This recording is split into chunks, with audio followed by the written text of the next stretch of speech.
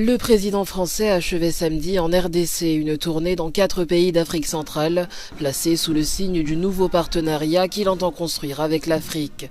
Les deux dirigeants ont disserté sans ménagement devant la presse des propos de l'ancien ministre des Affaires étrangères qui en 2019 avait qualifié l'élection de Félix Tshisekedi de compromis à l'africaine.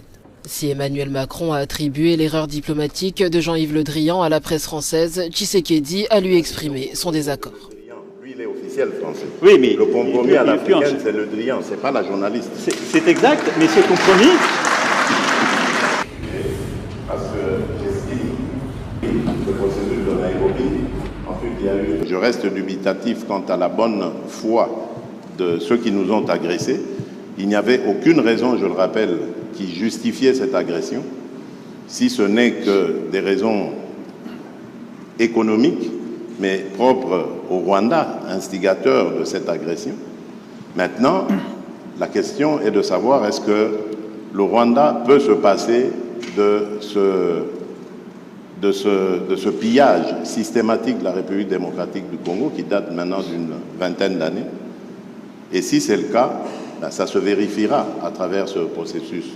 Et si ce n'est pas le cas, c'est là que je vérifierai les propos et les engagements du président Macron par rapport aux sanctions à prendre contre le Rwanda. Alors que la RDC accuse le Rwanda de soutenir la rébellion du M23, Emmanuel Macron a pointé du doigt les lacunes des autorités Depuis congolaises. 1994, et ce n'est pas la faute de la France, pardon de le dire dans des termes aussi crus, vous n'avez pas été capable de restaurer la souveraineté, ni militaire, ni sécuritaire, ni administrative de votre pays. C'est aussi une réalité. Il ne faut pas chercher des coupables à l'extérieur de cette affaire. Un partenariat avec la France a par ailleurs été conclu ce samedi pour la cartographie et la gestion durable des ressources minières dont regorge le sous-sol congolais.